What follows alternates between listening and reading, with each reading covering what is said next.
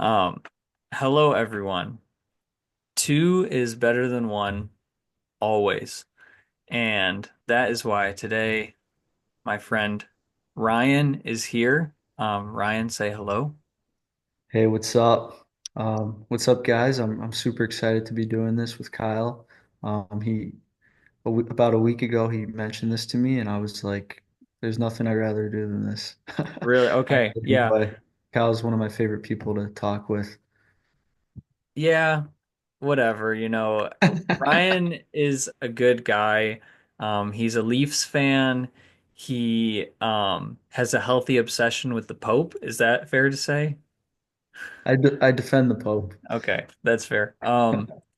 No, Ryan is a super good friend. Met in college, and I wanted to bring him on to um, just tell his story, his journey a little bit, who he is.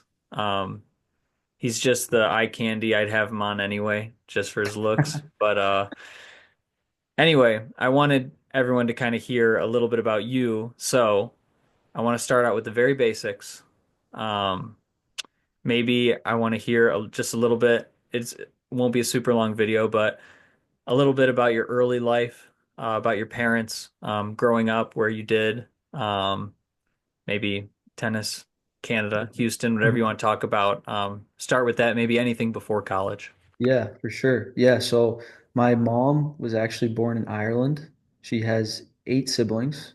Um, and my dad was born in India. So that's pretty uncommon to but two different parts of the world, but they met in the States. My mom was working in Boston and my dad was working in Houston, and somehow between work they came together. And so I have one sister. They've had me and Kara, and so when we were about six, we decided to move from Houston to Toronto as my dad had a good job opportunity up there.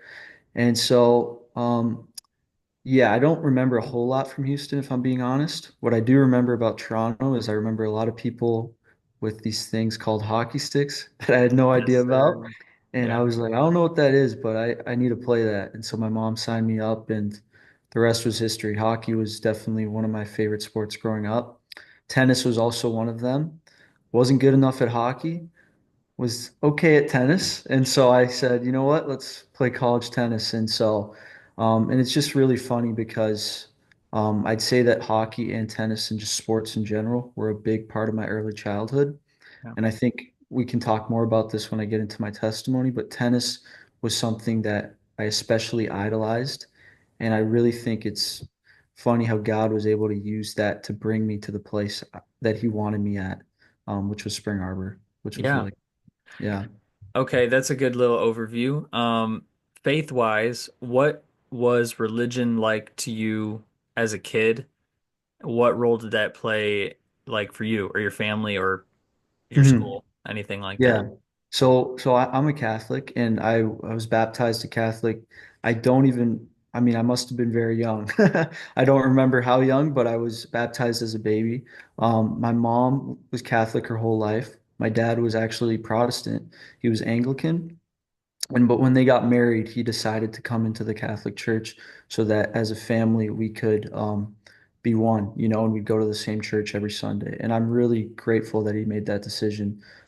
Made it not complicated at all. We pretty much always attended Mass on Sunday. And so growing up, I'd say that it was super important in our life. Like I wouldn't say as a family we were overtly religious, like we weren't like praying a lot as a family. Like we'd always pray before dinner, but it was really nice to have that as a priority. And I'd say there was stages in my life. Like I was an altar server at church. And I would always do well in religion class, actually. But if you knew me, I was a bit of a class clown and I would mess around a lot. So I had like this double persona to me where, I would kind of sometimes do the right things. Like I'd go to church, I'd even go to confession.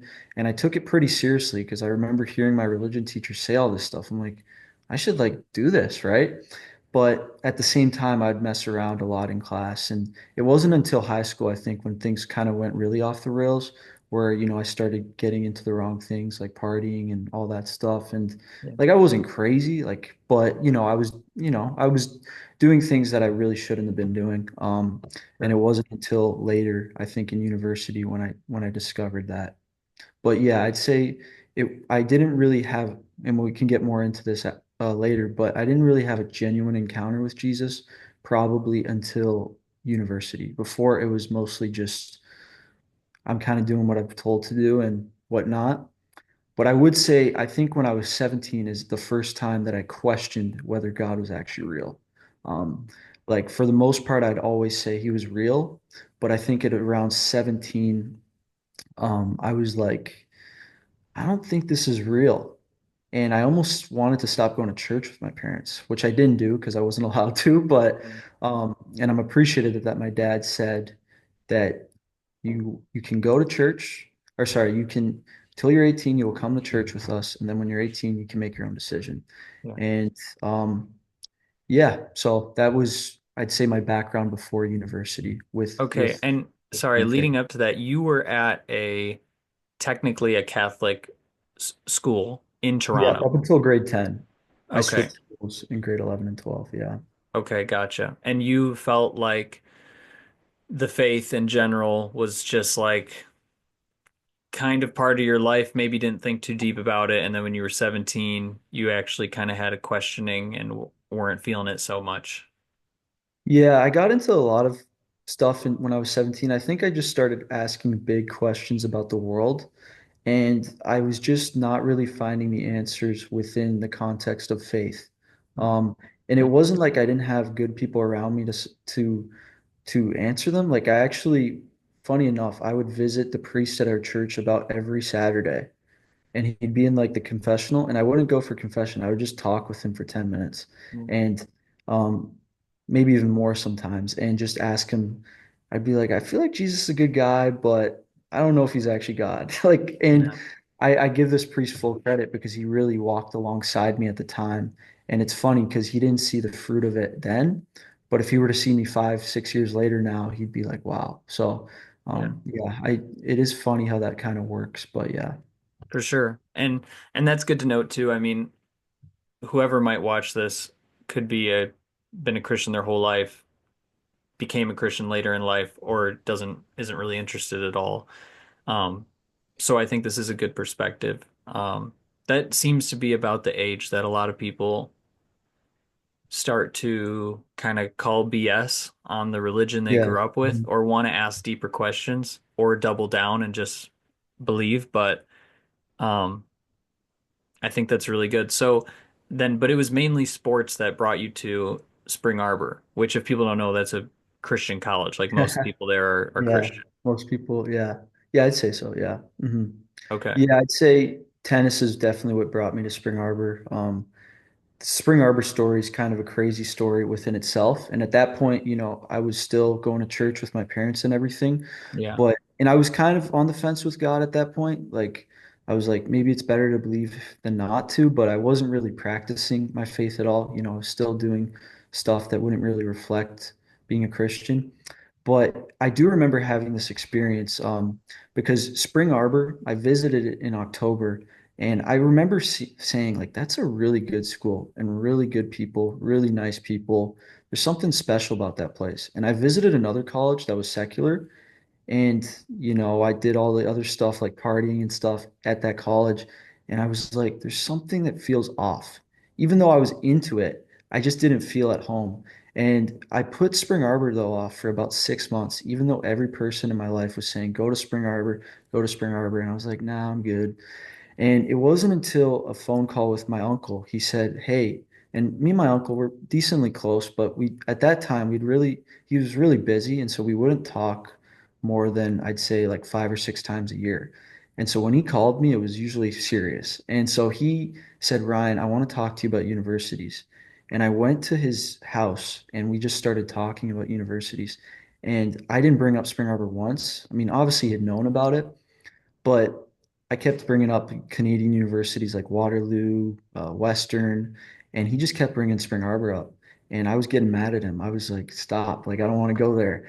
And about after 4 hours of him just telling me why he thought that would be a good school, something came over me where I was like, dang, like he's right. I don't know why, but he is right, and I have to do this. And at the time I was like, this might be like God telling me this. I don't know, but I just knew I had to do it. And I was super scared. I was super scared to leave my family. I was super scared to leave all my friends, but I knew that there was a reason I was supposed to go to the school.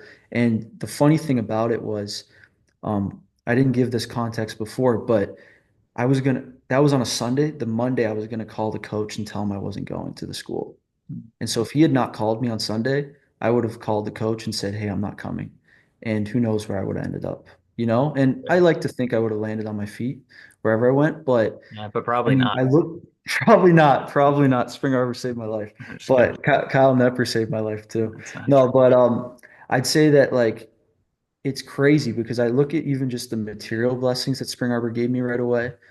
With COVID, I was able to go to school. A lot of my friends Yeah. were 2 years in a basement in Canada. Yeah. And so there's that aspect of it. I also, the sports got shut down in Canada. So just that aspect of it was crazy. All the places I got to travel in Spring Arbor, like I got to go, even my first year, I got to go to Hilton Head. I got to go to Arizona. Yeah. I've been to Florida so many times through Spring Arbor. I got to go to Kenya as right when I graduated. So none of that stuff is happening, and if I don't go there, right? And I'd say the most important part is that I encountered Jesus there, Yeah. and in very profound ways that I just don't think I would have been able to had I went to those other schools I was talking about. Yeah. I think that's a really good segue. So, grew up Catholic, at that transition point where you're now questioning your faith, not sure how committed you are to the church. Then you go away to college. Spring Arbor's like mostly Protestant. I think it's technically Free Methodist. So there's a lot Yeah. of Protestant people there, some Catholic. Hmm. Most of the churches around there are Protestant. So you said you encountered Jesus. I know you met a lot of people who kind of came alongside you. So maybe you could talk about that for a minute, what the difference in church is like. And then I know now that you're back in Toronto, um, you've kind of have the best of both worlds, the home life and also a deeper relationship with God. So maybe um, you could mention the difference in the churches, what that was like for you to experience and how that felt, and then maybe segue that into um, everything that's happened with your dad and at home. Yeah. So I would say that we'd be here a long time if I gave my whole testimony. Sure, And sure. hopefully maybe one day I can share that more in depth. Yeah, But I would say that I think the biggest thing, so the biggest turnaround in my life was, well, I'll start with this. My first year, I'd say I was not in the faith at all. You know, I actually listened to what my dad said, that he said, when you're 18, you don't have to go to church anymore. And so I listened to it and I stopped. I mean, obviously, he wasn't actually encouraging me to do that, but, you know, I kind of just was like, yeah, I'm not going to go anymore. And something was just definitely missing. You know, something was definitely missing. And it took till my second year when I lost someone that was really important to me. It was my neighbor. yeah, Jake, he passed away in just a tragic bike accident, freak accident. And he was only 45. And he was like a second father to me, probably other than my family, the most important person in my life at the time. And it just started making me ask all these really deep questions about life, just about where do people, like, what is the purpose of life? What was the purpose of his life? Where do they go when they die? And it just made me almost, I don't want to say obsessive, but it made me like determined to kind of find these answers. sure. But all throughout this, there was just signs of God's goodness touching me. And I had so many experiences, prophetic experiences too, that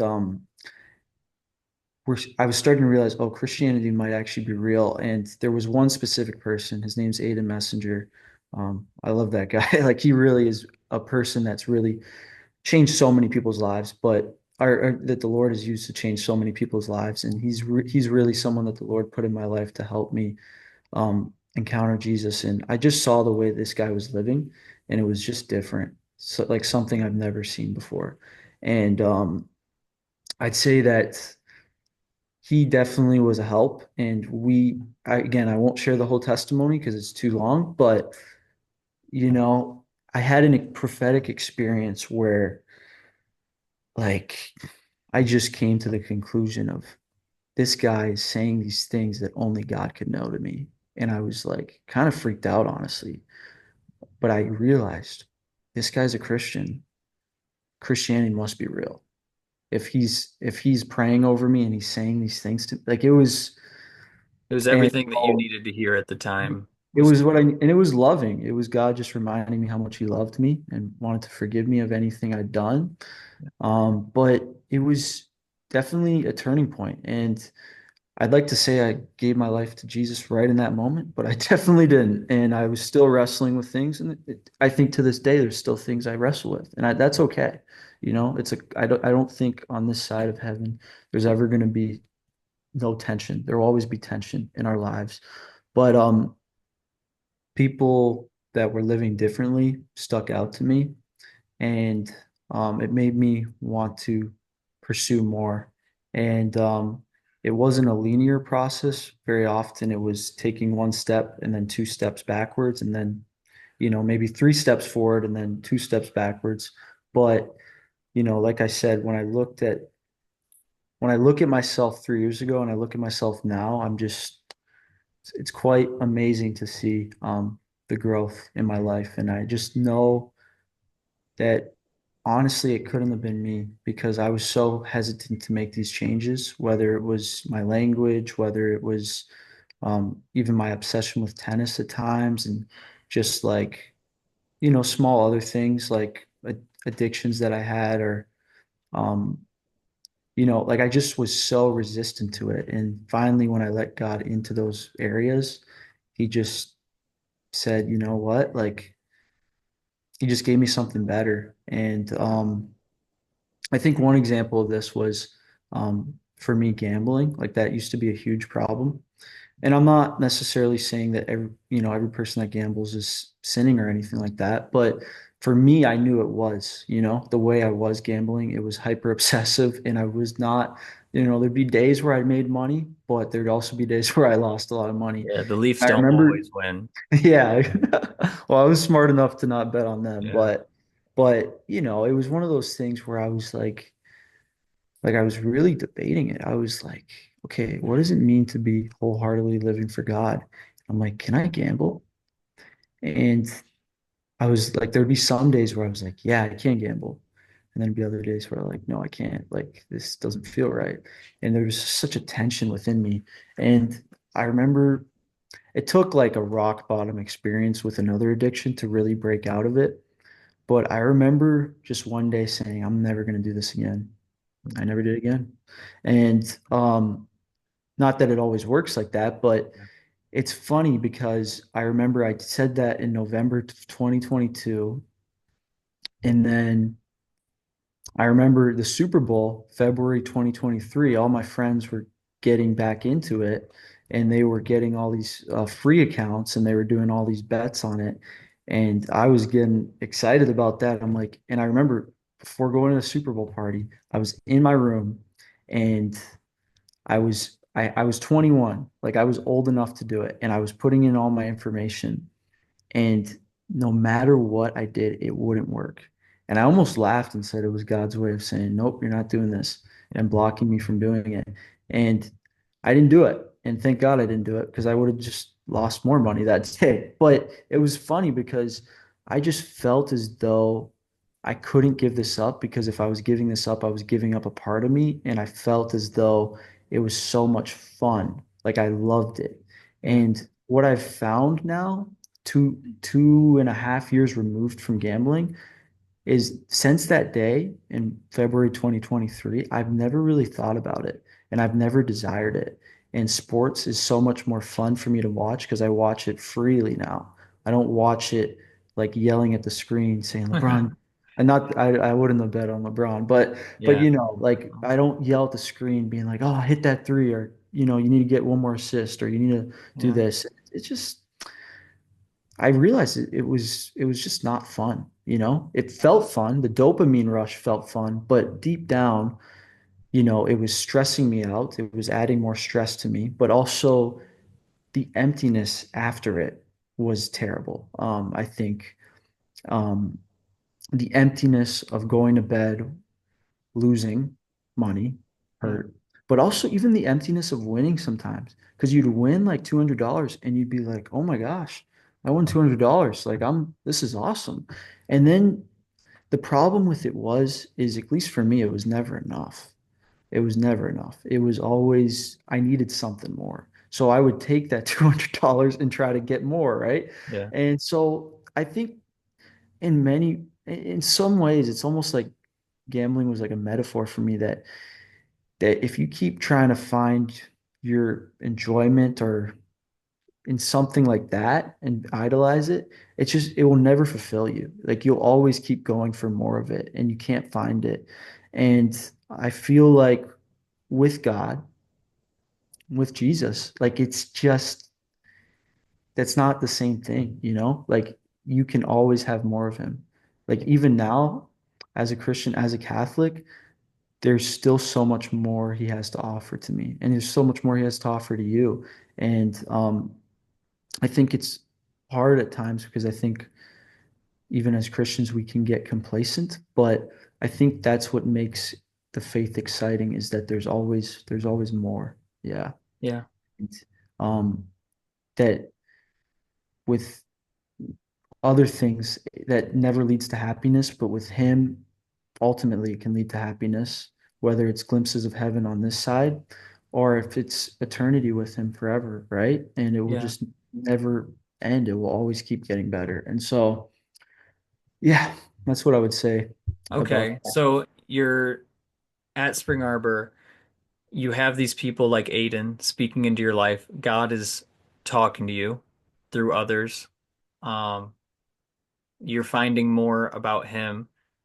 Your neighbor, a best friend of yours, passes, and you're dealing with your own internal sins, all of which are slowly and painfully getting mended by trying to build a relationship with God Mhm. that whole time.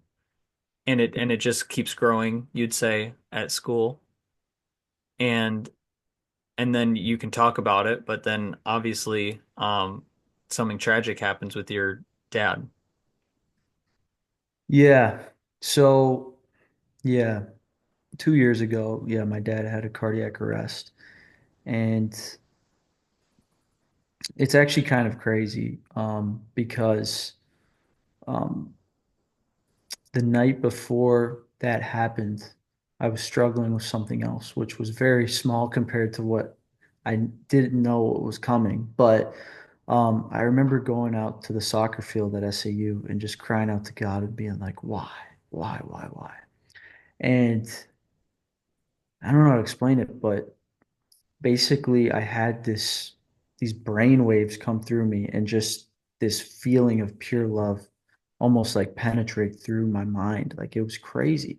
And I just remember saying the words, I love my dad. I love my dad.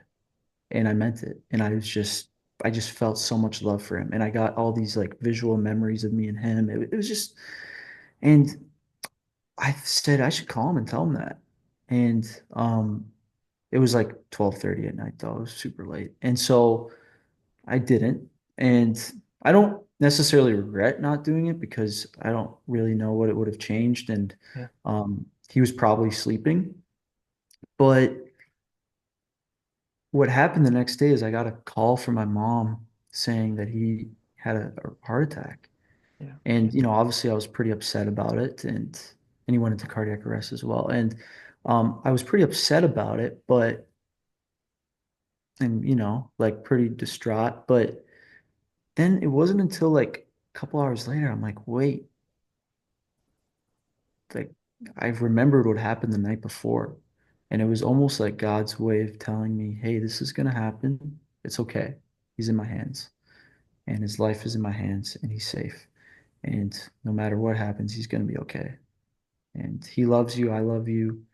I love him. It's just like, and it gave me a sense of peace throughout the 2 years that even when things weren't going well, I could always look back to that moment and know that God loved my dad, God loved me, we loved each other, and God loved both of us like together. And I think that, I'm pretty fortunate because not a lot of people get those graces and experiences. Yeah. Sometimes I take them for granted, but I think that if I can encourage anyone listening to this, that just because you don't get that experience, it's still true. God loves whoever your parents are, God loves you, and that nothing can separate you from his love. And I just think that that just gave me, it wasn't easy. I'm not going to say that every day was sunshine and rainbows. There was days I doubted, there was days I questioned, but I think that experience did give me a sense of peace while he went through that. And there were so many other things that happened too Yeah. that I could talk about. But yeah, like I'm just so fortunate and blessed that throughout those 2 years, I was just given so many signs of encouragement from God, telling Sure. me that He's taking care of my dad, and that finally, when he passed away, that he was going to heaven, right? And um, ultimately, despite the fact that he is no longer with us here, to know that he's truly in a better place it's I don't know, like I like Yeah. it's and truly, like I truly believe that. I don't just, because some people are like, oh, they're in a better place, and like he really is though. And it's just to think about that. I mean, that is despite the tragedy, it is amazing. Yeah. I mean, yeah, and that's a big reason why I even wanted you to share this. You mentioned Aiden and other people at Spring Arbor that just by them living through example, you knew that there was something different about them, and it was encouraging to you. Mhm. And you and I are in a Bible study together, Yeah. and you know, like we might have like a bad day at work, or like your Mhm. car runs out of gas, and we're like, I have the worst day ever. I have the worst life ever. We And know then one guy and that's then car. yeah, yeah. Um, but then here's Ryan, who obviously has prayer requests, but is giving a praise that he got to meet someone like in the hospital who um didn't have any family around or something. And I just feel like this hardship has given you the opportunity to be an example to others, especially those who don't have a faith, to say, some might say, you should be mad at God. This is a terrible thing that happened. And you seem like you're able to um, rejoice having a relationship with God and be a little bit of an inspiration um, to others. So I thank you for that. I praise God for that. Um, and I don't know, how has your mentality changed through that whole process and how you view the faith in general going forward in the rest of your life? Like, what's your main view of God and how do you practice it daily now that that chapter of your life is, you're moving on to something new now? Thank you, man. I think that I honestly, like, I just have to, I appreciate you saying that. I think I just, I have to give all the glory to God because, um, you mentioned something about like, some people might hate God if they had to go through that. And I think I'm able to admit that there was stretches of times where, if I'm honest, and a lot of my closest friends know this, I really doubted and struggled with it. Um, and at times, I really disliked God. And I just am so thankful that He never gave up on me. He let me process those emotions, and He let me have good friends that were willing to talk to me sometimes till 1, 2 a.m. in the morning. to get through those moments.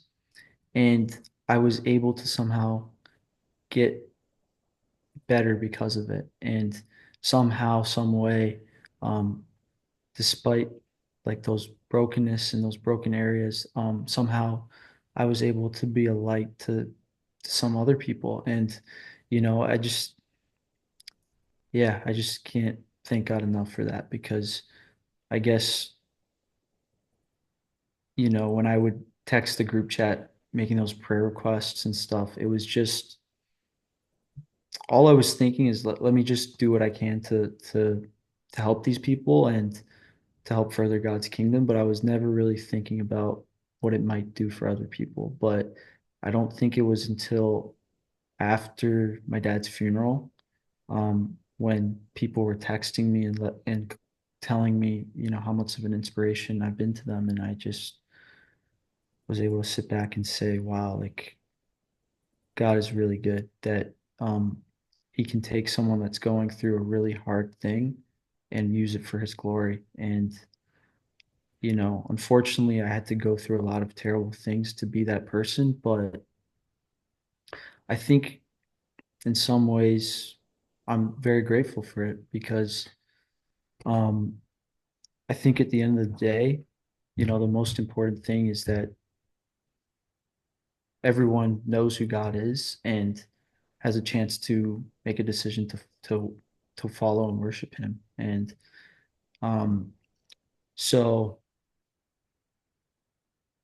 yeah, I guess I just see it differently. Like I feel like after this, 2 year period that I think before I would just say, how can I be well liked and how can I advance my name?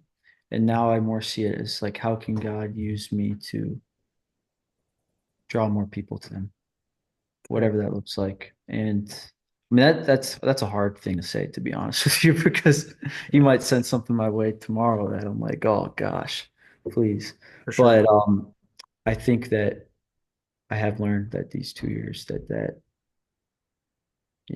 is it's it was terrible, but it was also a blessing. And as for like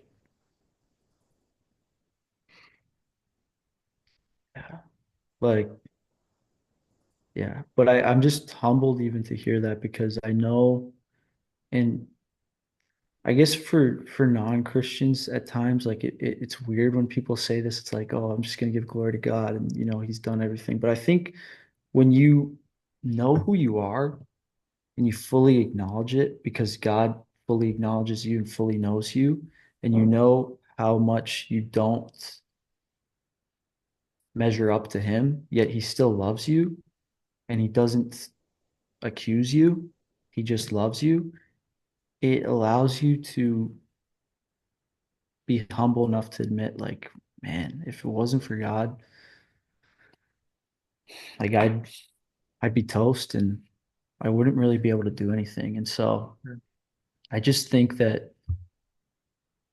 God really uses those moments to refine us.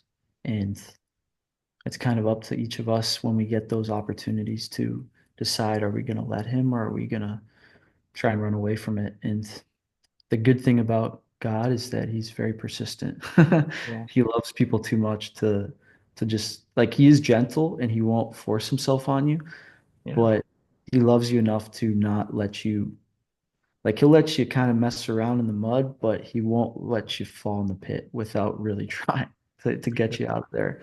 And even if you fall in the pit, he'll come and try to find you. And yeah, so No. I don't know if that fully answers it, but No, that does. That I'm does. just It's humbled that you would say that, and I think it reflects on God's mercy. it Um, does. I think that it's obviously inspirational. I think that we recognize that our generation specifically is maybe trying to figure out and define success as a culture. mm, And I think that it is good for people to hear that someone can be making lots of money and partying and having a good time, but feel very lost. And then there are people going through super terrible hardships, but who have a relationship with God and feel complete and fulfilled. Um, which just shows that it's not really the circumstances, as the Bible teaches us, but kind of what Mhm. your faith is grounded in. Um, but I'll leave it at that. Thank you so much for talking, Ryan. That was awesome, and I hope that make a video with you again. Yeah, Um, I hope so, man. um, yeah, thank you so much, Ryan. We'll Yeah, talk thank soon. you. Thank you, brother. I appreciate you having me on, man. Yeah, absolutely. See you, man. See ya.